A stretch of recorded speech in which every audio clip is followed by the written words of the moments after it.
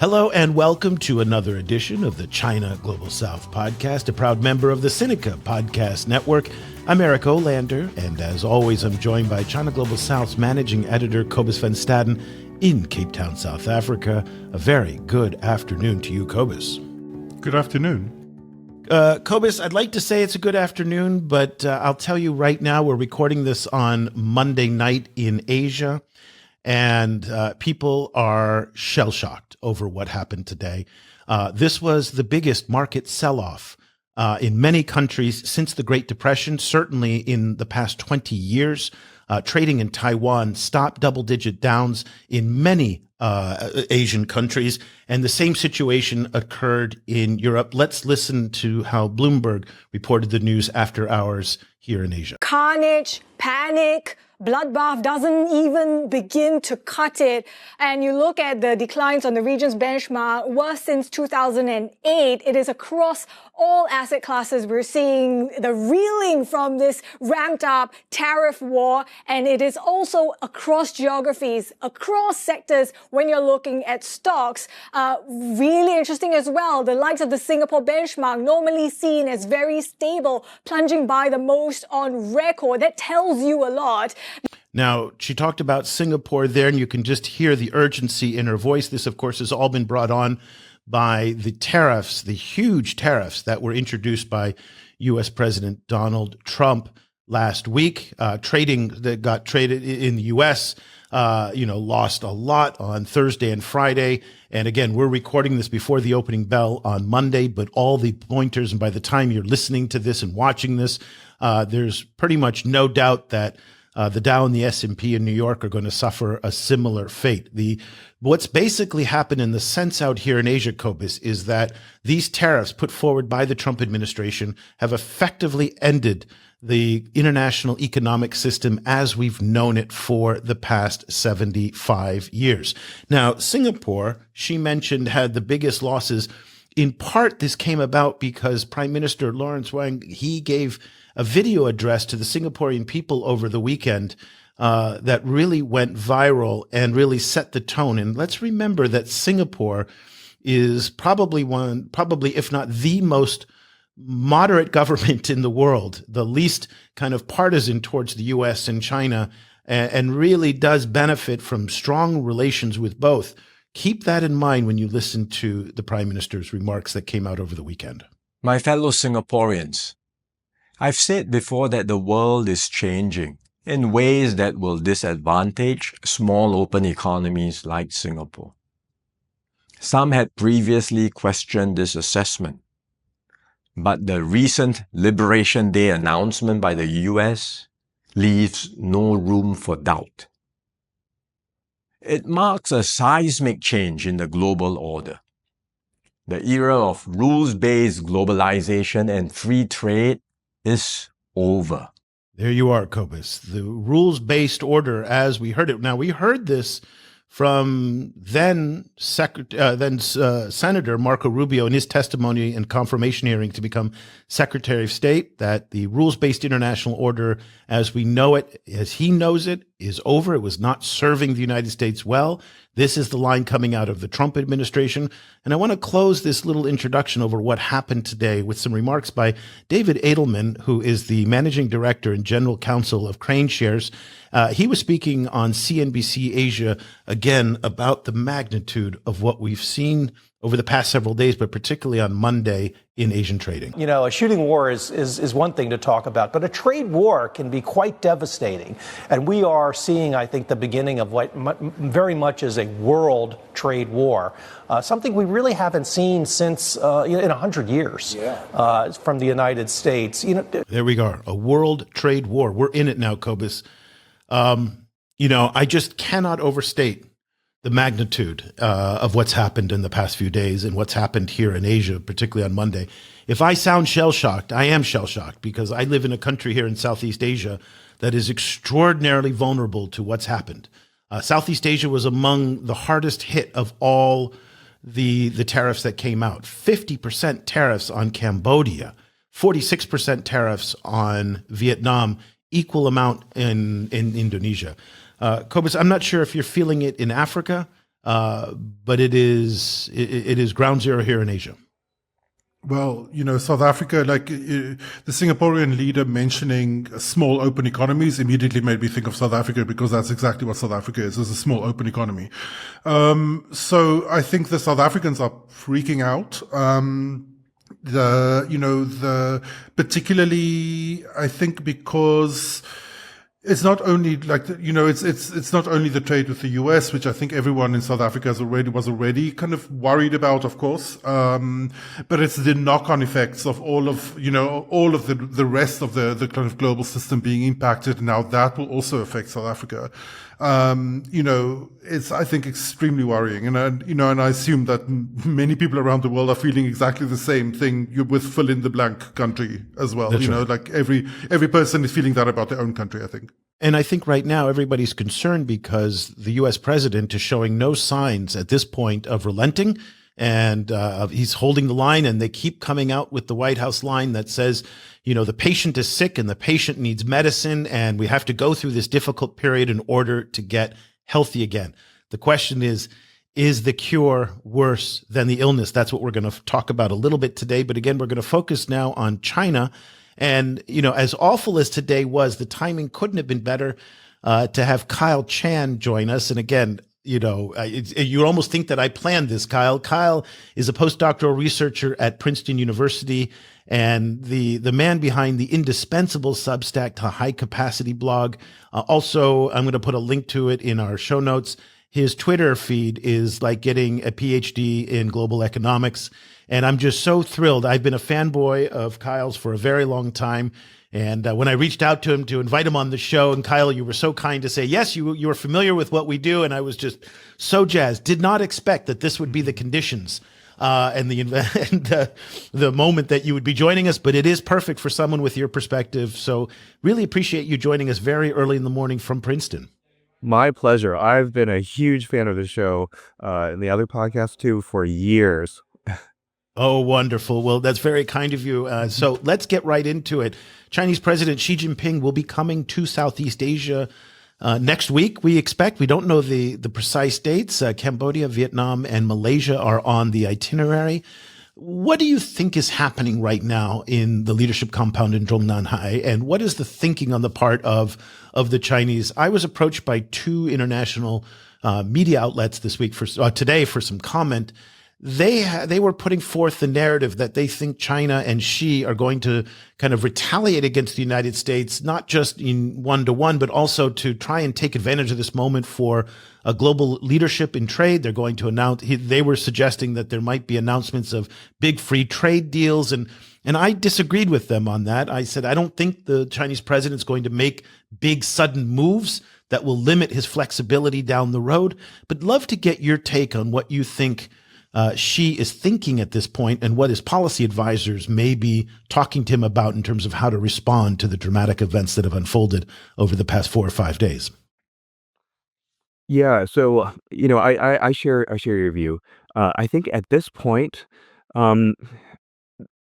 there's a lot that I think Beijing can gain from just letting sort of like U.S. actions unfold and send shockwaves to the world and destroy sort of American credibility and trust in the U.S. as a trading partner. Not to say anything of upholding the so-called international order as it was once talked about. So I just see that especially at this moment, China almost hardly has to do anything to start to get the advantage, to sort of reap the benefits of what's going. I share your view too that I think there are likely and there have been efforts to reach out to we've seen efforts in the EU to start to at least sort of like warm up ties again. We've seen, a meeting between sort of an economic summit for Japan, South Korea, and China. And, I've been following all the memes about how, to get those three countries to agree on anything, it takes something pretty Yeah, significant. that and was this remarkable. That is, you can't, I mean, that's again, Cobus, you know from your time in Japan as well, how these are historical rivals, particularly Japan, South Korea, and China. I mean, Japan and those other two countries, but even China and South Korea have had a very tense relationship over the years. And that speaks, Cobus, a little bit to this issue that we've been talking about in our coverage about how quickly the rest of the world is reconfiguring around the United States. So we saw JETP, which is the Just Energy Transition Project, I think is what it is, JET Partnership. There we go. How the U.S. pulled out of that, but yet the U.K. increased its support for South Africa, and Indonesia said it would continue with JETP without the U.S., as did Vietnam, so quickly. So it's interesting to hear what Kyle's saying, Cobus, about the reconfiguring may be one of the consequences that the U.S. did not anticipate when they went into this. Yeah, I think so. I think that is, you know, the way that when Trump pulled out of the Trans-Pacific Partnership a few years ago, and the other countries went ahead, you know, kind of and set up a partnership of their own, I think that was an early indicator maybe of, you know, kind of some of this kind of regrouping. But I think it now happens at a moment of high crisis. So you know, kind of so the consequences are much more immediate. Kyle, this weekend, People's Daily published a long op-ed in which they were essentially making the point that this isn't 2017, and that China, while it certainly is, these measures are certainly kind of going to hurt the Chinese economy and Chinese exports. They have kind of tariff-proofed the economy in a lot of different ways. I was wondering what you make of that narrative. Like, you know, which kind of lessons did China take from Trump 1.0, and what may they be implementing now? Yeah, at this point, ironically, because of Trump 1, and because China was the focus of Trump 1, and because China went through the sort of the round 1 of the stage of the trade war, China was in a much better position, even just sort of psychologically, not to mention, you know, in terms of actual policy measures, to respond to Trump 2 in a way that I think other countries are now, I mean, Canada, I don't think they expected to also be pulled into all this, for example. So, yeah, in the time since, we have seen sort of a whole toolkit being developed by Beijing for how to handle this, both in terms of what to do in direct response to the U.S., but I think more importantly and sort of more interestingly for the rest of the world, sort of a new approach or a change in approach to engaging with the rest of the world. And so what we have seen is, I mean, a lot of this was already starting, but has accelerated significantly. We see sort of reconfiguration of global supply chains and expansion of Chinese manufacturing investment in many different parts of the world that, again, we're already beginning, but really sort of went into full swing. At the same time, you have China focusing on what it sees as the, you know, industries of the future, trying to make bets, long-term investments on future drivers of economic growth that are not necessarily so explicitly dependent on, say, American consumers, you know, and there's a whole range. And, you know, and along with that, there is an effort to, if not export to, at least try to reach a wide range of foreign markets, especially across the global south. So ultimately, China is in a position now that I think it will still be disruptive. It will still be painful. I think the Chinese markets are also feeling it. But, you know, sort of relatively speaking, the sort of preparations that have gone in from the Chinese side, I think put China in a at least a more favorable position than I think some of the other countries getting hit.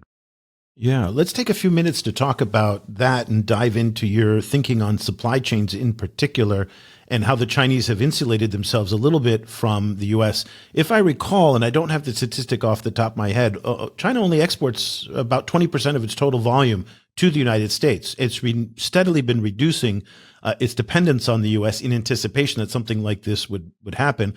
Again, don't quote me on that, but that's a number that I think I've read a couple times. But one of the most interesting parts of this was the retaliation that the Chinese took, which they didn't do as much last time, but they put a 34% tariff on inbound American goods. Now, the Americans don't sell that much to the Chinese, but particularly it's around food.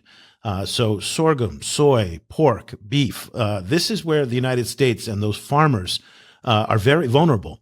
One of the things that we've seen on agricultural supply chains is a shift to Southeast Asia. So here in Southeast Asia, we export about $1 trillion to China in terms of total trade. And then Brazil has been a big beneficiary of whatever problems the United States is creating for itself. So there are winners and losers in this. Before we get into the manufacturing supply chain issues, which you've written about extensively, can you talk a little bit about the impact on agriculture and how you see maybe the shift from the U.S. to, say, Central and South America and other parts of the global South? Yeah, definitely. So, yeah, you bring up some great examples. Brazil is one sort of relationship that I've been following more closely, and you saw again the beginnings of this with Trump 1, with the shift towards soybean purchases from U.S. farmers to Brazil, and yeah, I don't have the numbers off the top of my head, but you can see overall that shift had been maintained and even sort of continued in the time since to reduce exposure.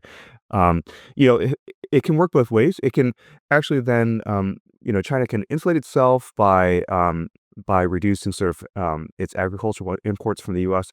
That does also reduce that tool as a economic sort of retaliation measure.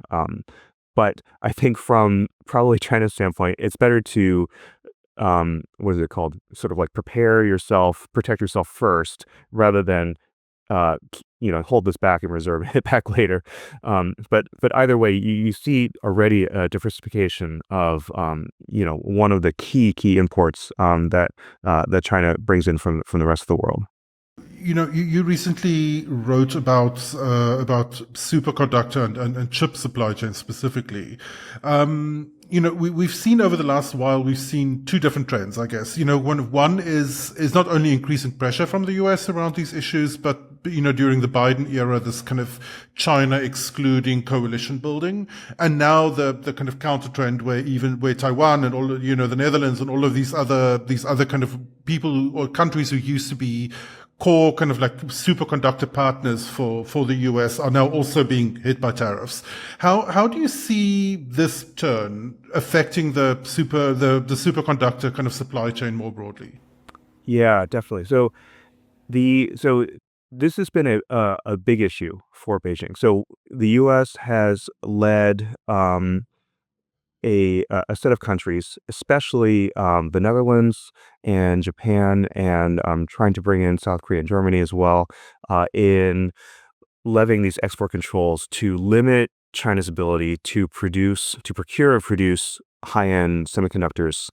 So it's sort of a series of escalating export controls that really took off under Trump 1, really ramped up even further under Biden. And the question is now for many people, how much higher can it go? The key here is that is these sort of choke points in the semiconductor supply chain, and here the U.S. controls some of those. Lam Research, there's a couple of sort of U.S. semiconductor companies, and then of course, obviously the gorilla, the 800-pound gorilla in the room, NVIDIA, right? So NVIDIA chips themselves are a key area where the U.S. can exert pressure on China and limit China's ability, especially now. China, a lot of Chinese AI companies have really taken off and been pouring investment into building up computational capacity.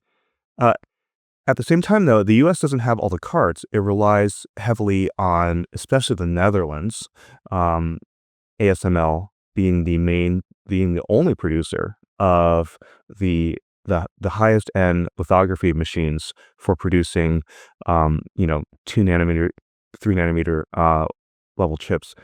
And Japan also, Tokyo Electron, is a huge part of the supply chain. So a lot of this depends on um, American partners going along with this, especially at great cost, economic cost to themselves. So ASML CEO has complained about this. Um, the Dutch political leaders, at least publicly, are in support or have been until Yeah, they were. they Let's were be very clear. They were. they were. Things are different now.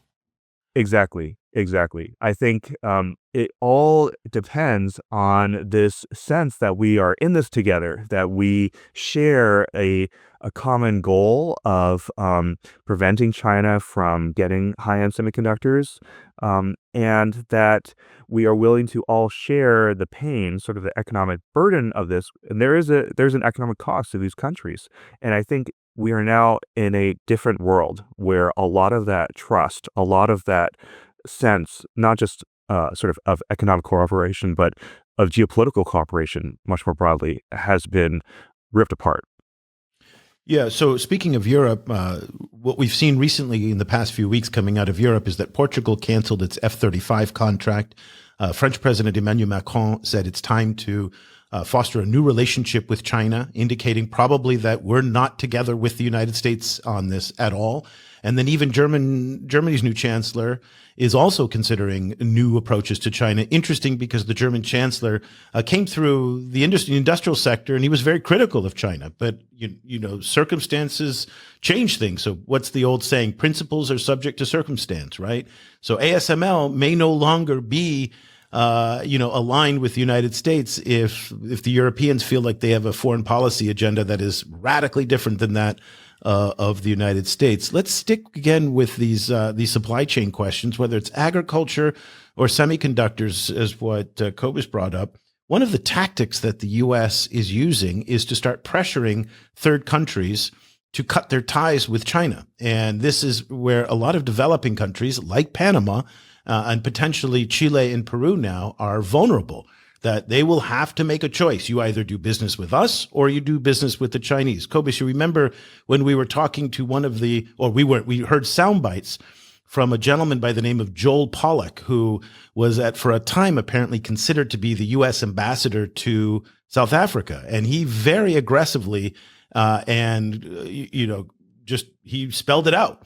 Either South Africa trades with us or they trade with communist China. That was his saying. And if you want to go trade with communist China, great, have at it, but you lose all the benefits and perks of trading with the United States. It's us or them.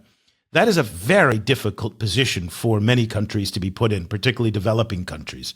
Kyle, do you think that this is going to be an effective approach, particularly for a country like Brazil, that's now becoming very dependent on the China trade for beef and for sorghum and for soy and for any number of agricultural products? But at the same time, it trades an enormous amount with the United States as well. What do we make of this as the U.S. gets more aggressive now in challenging some of China's trading partners? Yeah, I think it's interesting to see sort of the carrots and the sticks here, because yeah, I agree. A lot of these countries are under a lot of pressure. And I think what's sort of funny to see here is the U.S. is applying sort of sticks, is trying to say, at least for, so far in this administration, they're trying to almost sort of threaten his countries, Panama being a classic example. And boy, does that sort of hit a nerve in some of these countries. China, it's very interesting. One of the biggest tools, in addition to sort of just direct trade, that has been emerging, sort of one of the biggest carrots that China is now offering a lot of countries in the world, is manufacturing investment. And specifically, it's useful to break down this term because it's not just, FDI is not just FDI. There's different kinds. And to build a factory, to build a new manufacturing plant that can employ local workers. Now, of course, the devil's in the detail, and there's always questions about the sort of mix of Chinese versus local workers, but I think there's a lot of pressure to have local workers. But to create local jobs, to contribute to the local economy, to even potentially play a role in technology sharing, either sort of formally or informally, worker training also along with this. These Chinese manufacturing plants abroad are a very, very attractive thing for a lot of countries, whether you're talking about in Southeast Asia, and you see a boom in Chinese manufacturing investment, Vietnam, Thailand, Malaysia, Indonesia, I mean, all over, as well as you see Brazil, and we can get into the details, especially BYD is a great example where you just see factory after factory being announced or launched. But then you do have cases like Mexico where they, the decision making is not always going to be publicly sort of like shared, but you have a sense that there was a lot of pressure from the U.S., from Trump, to not have a BYD factory there. And so it's sort of interesting this moment where these countries, especially, some that used to kind of win by being in between the two are now getting pressured and maybe, at least relative to their position before, maybe losing a bit, at least just from the U.S. pressure. But to see what China's trying to offer, this is sort of building off of a previous wave that is still ongoing, but that has, I think, started to abate a little bit, which is, the Belt and Road Initiative. So the previous offers of building infrastructure were very interesting to many countries. There were some mixed results in terms of maybe some public opinion about certain projects, but that was something that a lot of countries were eager for. They were eager for, including also sort of digital infrastructure as well in particular. And now I think this is almost even more enticing, the idea of building plants in your own country and creating jobs. I mean, who doesn't want that? Is really, and even Europe too, right? Speaking of BYD, this weekend, as all of this chaos was happening, a shipment of 7,000 BYD cars arrived in Turkey on BYD's own ship, that blew my mind. Weirdly, that BYD also runs its own shipping. Total vertical integration. That's the BYD way. Is total vertical integration. Yeah. So, one of the kind of mega trends that many people have been predicting is that all of these tariffs is going to increase as China is now looking for other kind of export destinations. Is going to rapidly increase the flow of Chinese products into the global south. So I was wondering, what you think some of the bigger kind of impacts are. Like, one of the impacts, of course, is impacts on local manufacturing, as you've been pointing out, but not necessarily all of these countries don't necessarily all have local manufacturing. So I was wondering, how you see the different kinds of impacts of the kind of flow of these technologies and products into the global south. Yeah, there are certainly some countries that are perhaps better positioned to attract and benefit from, especially Chinese investment in manufacturing. So, the two types of countries I have in mind are either countries that themselves are large markets, like Brazil and actually India. Is sort of that is a whole. India's a weird one. Let's put a pin in India because we're going to come back to India at the end. Okay. Great.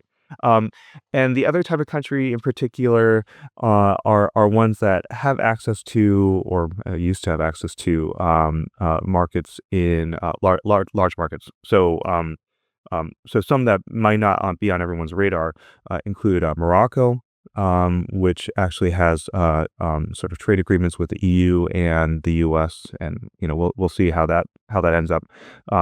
But and Turkey with its connection to the EU. So those types of countries, because of their and position, Mexico, of course, and Mexico, yeah, got a lot of investment. Absolutely. So those countries, you can kind of see they occupy a sort of unique position in the global sort of geopolitical and economic structure that makes them especially attractive for these sorts of things. But just to pick up on what Cobus was talking about in terms of, are we going to see more trade? Maybe not investment, but let's focus on trade.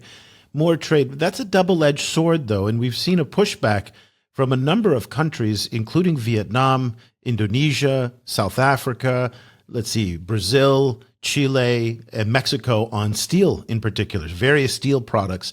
And there is a growing concern about a flood of low-cost Chinese imports coming into their countries, displacing local businesses and local service providers and whatnot.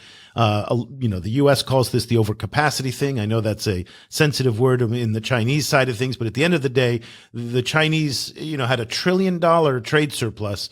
And we spoke with Jude Moore, who's one of our old friends from formerly of the Center for Global Development. And his point was that this $1 trillion trade surplus, is really a sign of weakness, not a sign of strength, in part because they don't have the domestic market to absorb that consumption. So they're just pumping out huge amounts of products into places like Southeast Asia, the Middle East, Latin America, and Africa. What does this do to those countries? Now, the consumers benefit from a lot of low-cost goods. Cobus loves low-cost Chinese-made solar panels in Africa, but at the end of the day, lots of Shein and Temu stuff is also bad news for local producers here in Southeast Asia, for example.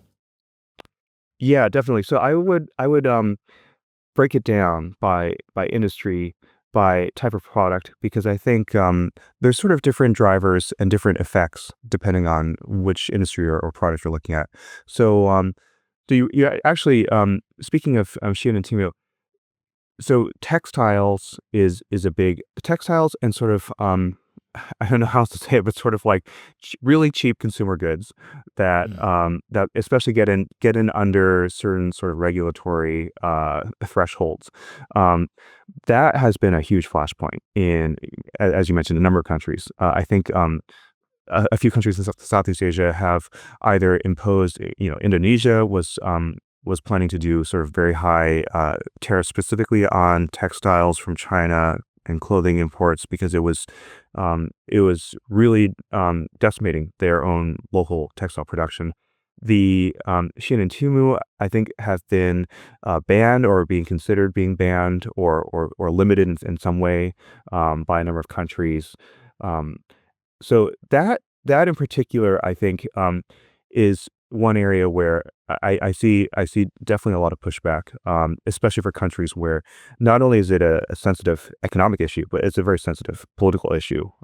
You have workers and folks in the industry who are politically important who don't want to see this happen. The steel issue is another one where, yeah, I mean, even you can even see in China's steel production figures, they are trying to figure out what to do about their steel because it has been so much of it. It's astronomical. I mean, it's like a classic China chart, but on steroids, if you could imagine, of just a surge in overall production. And there you have not only countries like the U.S. starting to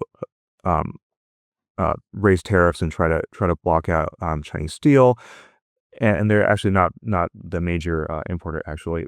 But you have, I think, perhaps even more importantly, within China, a structural change and a question about, sort of like what is peak steel? How much steel does the country need, much less the world need? And for a while, there was, such heavy investment in not just infrastructure but real estate that required a lot of this material that it was, at least for a time, it seemed to be feeding into at least that part of the domestic economy.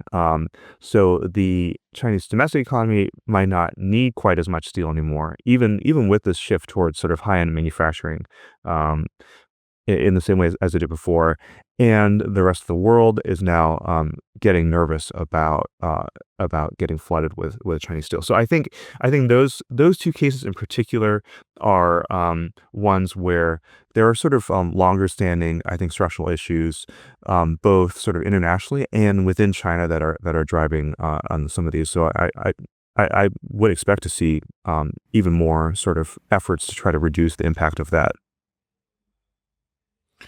On a broad level, at the beginning we talked about about how quickly the world is reconfiguring itself. How are you at the moment thinking about the future of free trade, and particularly on the kind of underlying norms that guarantee free trade? Do you foresee that system used to be built around the US, and the US was a kind of a crucial part of it. It was kind of almost built in its image in a way, and it was a kind of a guarantor of that system. Is there a chance for that system to drift loose from the US intact? Or are we looking at a fractured system? Are we looking at, what are some of the kind of broad kind of scenarios that you're thinking of at the moment in terms of the future of free trade? Yeah, one way I've been kind of thinking about this is a shift from free trade to fair trade. And I don't have all my thoughts in order on this, but a sense, not just from the US, but in the EU's relationship with China, there's I think ultimately a sort of a moral dimension to this issue that I feel like either had been downplayed before or is coming to the fore now, about not just sort of like should we open up our markets? Is trade in and of itself a good thing? But what should the terms of trade be? What should the role of state support for domestic producers and exports be? And what should other countries do when they feel like it's not fair? And this is I'm trying to give I'm trying to see the world not just from the U.S. standpoint or the Chinese standpoint, but also I think the EU has been pretty vocal about this, but also other countries I think more broadly have been speaking in this sort of in these terms of sort of fair trade. So I do wonder what that means going forward. I think for the U.S. now we are seeing what fair trade looks like, and it doesn't look very fair to a lot of other countries. I guess what's frustrating for me when I hear this fair trade argument and I hear Donald Trump talking about, and the MAGA movement talking about how the U.S. has been ripped off. I've lived in Asia now for 25 years, and I've seen the ecological price that China has paid for all the cheap crap that fills Walmart and Target. I live here in Southeast Asia now, and I see firsthand the strain on the bodies that make the shoes and the textiles. And we have AQI, the air quality index here is 125, 130, 140 regularly. When we talk about fair trade, Americans and Europeans and wealthy countries have been able to move all that pollution to poorer countries. They've been able to move all of that hardship on the human body that makes this stuff 6 days a week. Nike's not going to pay $35 an hour with benefits to produce a shoe that cost $80 at the shoe depot. I mean, I don't know what planet that they're on, and I wonder if Americans, or at least the MAGA side of Americans, have been so disconnected from what manufacturing actually is. And you see what it takes to build an iPhone. I mean, to see the Lutnick on TV talking about how today he was talking about how all the little screws that go in to make the iPhone, we're going to do that in America. What he doesn't understand is that around a Foxconn iPhone factory are 500 other factories that are supplying into that factory. There is a 15-lane highway with railroads leading in from world-class ports that are all automated by AI that all feed into that factory. We don't have any of that infrastructure and that network in the United States. Impossible. So when we talk about fair trade, the investments that China's made in infrastructure, the pollution that it suffered, and then in Southeast Asia, in Bangladesh as well, that isn't factored into the equation. I do not believe that American taxpayers want to have AQI levels of 125 around their factories. I think those days are gone where they would tolerate that. So when we talk about fair trade, they're only talking about it in monetary terms. I'll get off my soapbox right now and stop ranting and raving, but it is frustrating as somebody who lives in a manufacturing country to hear talk about manufacturing as if it's going to be clean, well paid, it's going to be safe, it's not going to damage the environment, and that's just not the way manufacturing works. I mean, what's your take on that, Kyle? Absolutely. Yeah, one thing, one sector I've been very focused on lately has been the robotics and industrial automation sector, which has been really booming in China. But if you talk to folks who are in the industry, they use this expression to talk about the kinds of jobs that robots are especially poised to take over. And those jobs are the 3 Ds: dull, dirty, and dangerous. And when I hear them talk about that, I think immediately of not robotics, but of trade and of who makes the stuff that we, the rest of the world, but also in my position, we American consumers, love. We love the products. We love the price. We love not having to have the pollution, as you say, and not having to do these sorts of jobs that would, we would otherwise, we would not, wish on our children, for example. So it is very striking to have this idea of like, is this what we want? Yeah, I mean, you don't want a T-shirt factory that here in Vietnam in Topeka, Kansas. It's just not the economics. And Cobus, you've made this point before on the iPhone that American consumers benefited enormously from from having access to low cost products. And so this notion that Americans are being ripped off, and not even Americans, all consumers in advanced economies. I was up in Japan over Christmas, same thing, tons of cheap crap everywhere made in China. In fact, there was a district in Tokyo called Akihabara, which used to sell electronics. They don't do that anymore because China took all that business away from Japan. So yeah, Akihabara sells manga now. Yes, it's right. It's manga, exactly. And, it's a manga central. Yeah, but interestingly, they're selling knowledge, software, service, and entertainment, which is what an advanced economy actually is poised to sell. And that's what So it's just kind of funny. Listen, Kyle, we're running out of time, and I know you have a big day to get going with, and a lot to think about today, given everything that's happened. You did mention India. I don't want to leave our conversation without talking about India. In many ways, India is the 800-pound elephant, if you will. We got the dragon, we've got the elephant, to use the caricatures. India's in an interesting position. It got tariffed pretty hard, interestingly enough.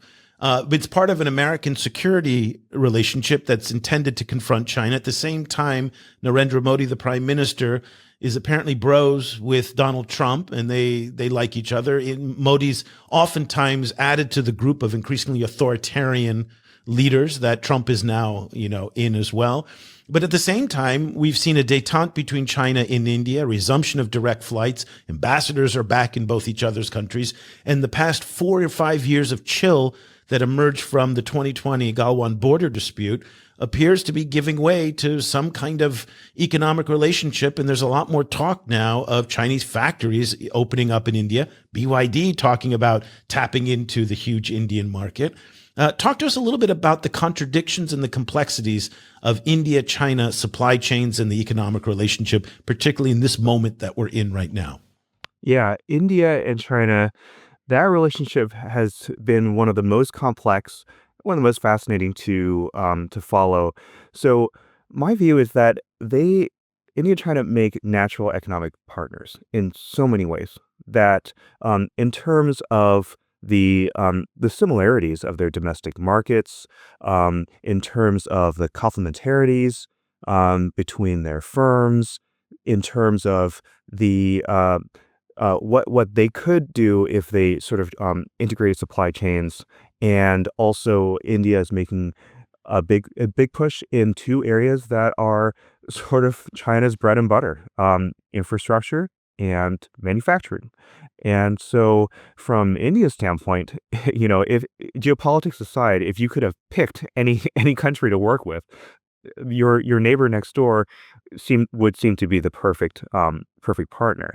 At the same time, of course, you have you had even Doklam in 2017, and then Galwan is in 2020 was where things really came to a head.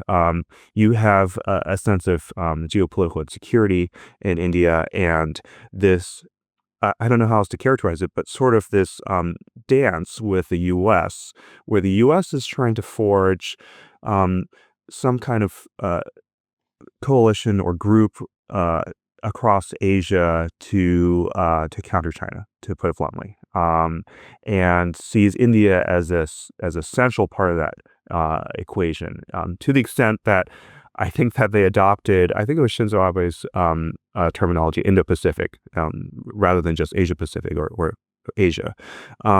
So you saw, and that especially ramped up as well under the Biden administration, and many observers, I think, thought that would continue with the bonhomie between Trump and Modi, and then you get slapped with massive tariffs. Yeah, massive tariffs. I mean, that was a surprise. Yeah, that really was a surprise. And India exports for its own sake. It exports a lot to the U.S. It will hurt a lot economically for India. So does this force India to look now more to China? Do you think? I mean, to say, listen, okay, I mean, remember, Modi's got a lot of pressure domestically on the economic front that this economy is not performing anywhere near as strong as he would like. So ends justify the means here, right? If he's blocked out of the U.S. market from growth, I mean, maybe he'll get some kind of deal with Trump, maybe not. But China does present at least a way out for him, at least in part, to get that economic growth going.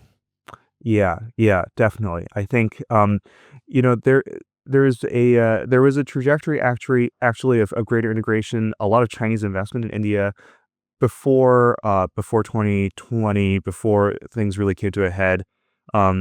That already sort of is sort of a blueprint for what the relationship could look like. I think there are some things that India would like to change as well, but right now, the U.S., I think, is doing sort of like the ideal from India and China standpoint, the ideal thing to push them closer together, more than anything else. Okay. Well, Kyle, thank you so much for your time today. Again, unfortunate for the world, but great for us that you were able to join us on this important day when so much is happening and the world does seem to have changed now. As we heard at the top of the show, potentially we're in a global trade war.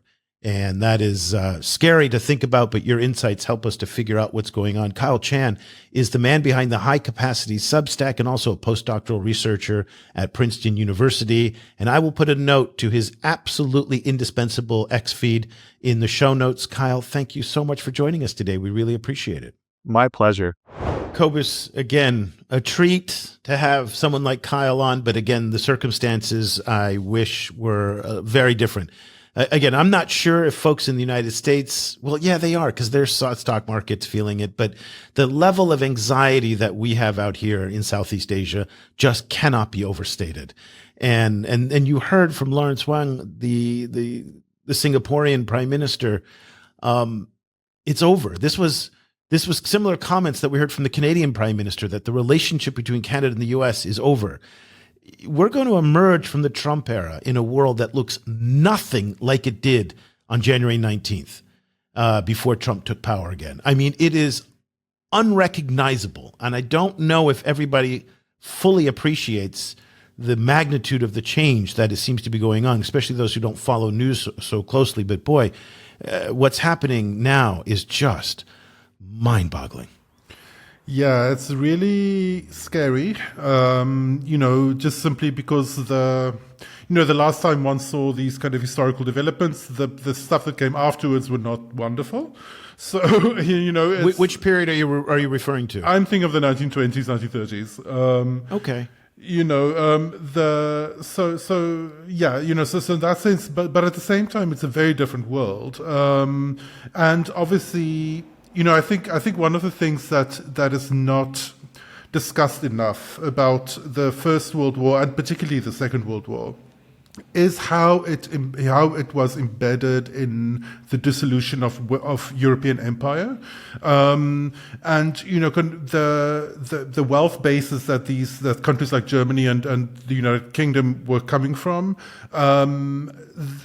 was very much to do with where they were imperially. Also, the Holocaust was in lots of ways, very famous kind of theory of the Holocaust from post-colonial perspective, that it was essentially the blowback from the colonies back into the center. So, that was a very different moment than now. We're talking about a much more developed, a much more empowered global south. And an entire kind of array of non-Western powers, that have risen in the meanwhile, including China. So it's a very different situation, but at the same time, it's the same level of insanity that's kind of been thrown into a very fragile system. So we've had a lot of discussions both on the show and individually, and then obviously in our daily interactions with people, trying to find some parallel in history for when something like this has happened. And I've asked a lot of people, what is a period of history where a country at the apex of its power, no country has a military that's ever been as powerful as the United States. Up until this year, up until January 19th, the United States had 4% unemployment. It was one of the strongest performing economies in the G7, if not the strongest performing economy in the G7. Yes, it's a politically divided country, but for the most part, its economic power and fundamentals and its hegemonic power were unrivaled. Yes. And so I was asking some historians, where in history do we have a precedent for this? And somebody pointed out to me that we have to go back 500 years to the end of the Ming Dynasty, when the emperors burned the ships. And that was the apex of Chinese power, by the way. Remember Zheng He, that's the period of Zheng He when he sailed to Africa. Yes. And there was a xenophobic, paranoid emperor, and I'm just starting a book on this, so my knowledge is quite weak. But I do want to maybe get a Ming Dynasty scholar to come in and join us on this to talk about what happened at the end of the 15th century, when the Ming Dynasty literally burned the ships, pulled up the drawbridges, and cut China off from the world. And that led China into a 500-year period of darkness that Xi himself today says part of his mandate to rule the way he is ruling is to say we are emerging from this 500-year darkness from the burning of the ships at the end of the 15th century. I mean, Xi makes that direct line to history back. So it's a very important part of history. But I do think there are some parallels, and my early cursory reading of this period of when a country at the peak of its power decided to abandon and throw it all away. And that does feel a little bit like what the United States is doing, because I can tell you from being here in Southeast Asia that trust is gone. That, remember, Donald Trump backed out at the last minute of the Trans-Pacific Partnership. That was bad. But to slap this level of tariffs and to cause this much anxiety and to threaten with economic warfare, basically, to countries that, for the most part, have been very supportive of the United States. I mean, Indonesia, Singapore, Malaysia, Vietnam even. These are not hostile countries to the United States in any way. They feel completely burned by this, as we heard from the Singaporean Prime Minister. Yeah, I think for those within the US, and particularly for younger people within the US, they won't remember this, but it's important, I think, to go back to the 80s and 90s and to really see how hard the US was pushing free trade. It was not even a doctrine. It was like evangelical levels, right? And they were really like free trade was going to solve everything. And then all of these countries essentially redesigned their economies around. That was the orthodox. Washington Consensus, Exactly. Wasn't it? I mean, that was the essence of the Washington Consensus. Exactly. And so with that came a kind of a trust transaction, right? Kind of like that the US market will remain as it is, that this integrated world system will continue as it is, and that the US will remain in the middle, kind of as this kind of guarantor of it. So it's beyond just these kind of short-term, like supply chains or long-term supply chains. It's beyond the specific economics of it. It's an entire worldview, an entire kind of like way of understanding the world that's kind of going up in flames. So in that sense, I think it's very traumatizing, I think, for a lot of these countries because it was like the US kind of shaped reality in lots of ways. And so reality is now kind of shifting under their feet suddenly. And that was the foundational disappointment that the United States has with China, because the assumption was, and remember, Bill Clinton ushered in China into the World Trade Organization. And the assumption was that as China trades with the rest of the world, they're going to liberalize and they will even become more democratic. And neither one of those things happened. And what you hear today is the bitterness in the Americans about that. And even on Capitol Hill, we hear it over and over again saying, you know, the Chinese have abused their position within the World Trade Organization. We brought them in, we helped them get in, and they screwed us. I think you can argue this one on both sides very effectively, and I'm not trying to do a both and here, but the Chinese definitely did not adhere to both the letter and the spirit of the World Trade Organization. I mean, you know. But at the same time, like I think one thing that is important to point out is the way that then happened in the US, the way that manufacturing was hollowed out, the massive wealth gap that resulted in the process, the way that the middle class was weakened. China can't be blamed for that, right? Or not fully, at least, because a lot of that was American dynamics. A lot of that was, it had a lot to do with what was happening, in the wake of 9/11. It had a lot to do with a lot of like inherent, like internal issues within the US. So in that sense, like China's Chinese kind of mega manufacturing and the what that did to how that changed the logic of manufacturing around the world was certainly a big factor there. But it wasn't some kind of situation where China was somehow plotting to immiserate the American working class. That ended up being an American project, unfortunately. And if you want to really put blame somewhere, put it at the feet of Democratic President Bill Clinton, who after he signed NAFTA promised the Rust Belt, promised those workers that he was going to come in with billions of dollars of training and upskilling. And he said, this is going to be good for these states. This is going to be good for jobs. He promised that, never delivered it. And the Democrats are absolutely complicit in this.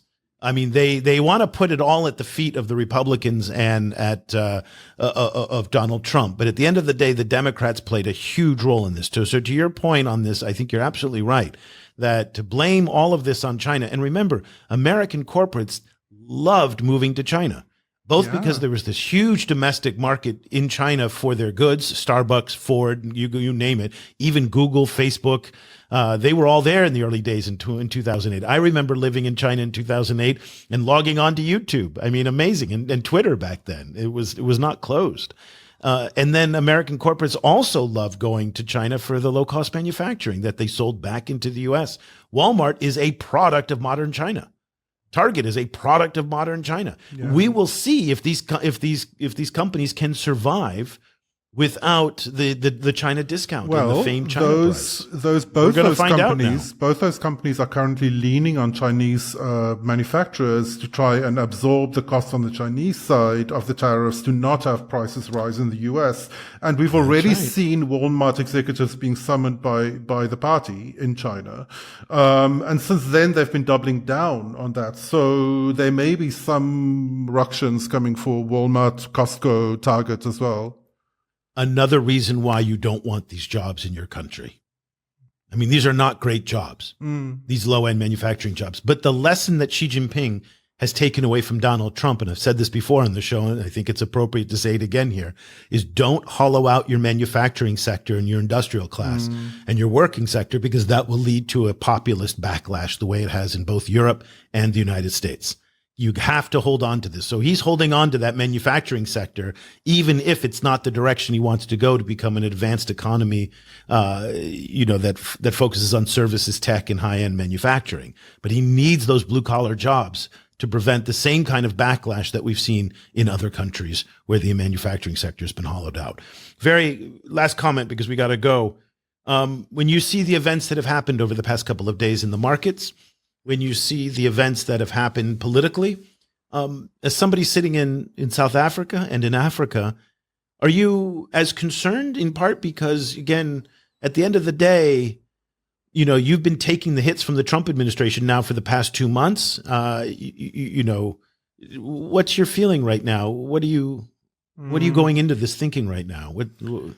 I'm definitely very worried. I think, you know, South Africa is an outlier in, you know, among African economies. It's a much more sophisticated, much more service-based economy. Sophisticated is the wrong word, but like, you know, it's an economy that has a lot of financialization, a lot of more advanced services. Exactly. It's so in that sense, I think, you know, I think South Africa, like I'm really worried about the volatility that's, you know, that in the global system and how that's going to affect the South African economy. Overall, you know, like one of the weird things about Africa is like, you know, is that the broader context of Africa is that even though it has such a big population, it is in some ways kind of so outside of big parts of the world economy. It's so marginalized from the world economy. So one of the things that I'm interested in is how that's going to shift now. You know, kind of now that might be an advantage, actually, ironically. You know? Yeah, exactly. Because in some ways, you know, kind of they're not being hit by all of these kind of direct blows because they were never in that system to begin with, and they were kind of structurally excluded from that system to begin with. And so now the system is kind of changing around the continent. And it's, you know, like, I think it's not only a loss. I think some opportunities are going to come up, but I think it's really difficult to say which exactly, I think at the moment. Well, we're going to keep an eye on this very closely. I mean, this is the only story that matters right now, is understanding what comes next, how to look around the corner, what China's role in all of this is. And again, I think a lot of unintended consequences are going to be born from what Trump has unleashed. I mean, I think that is.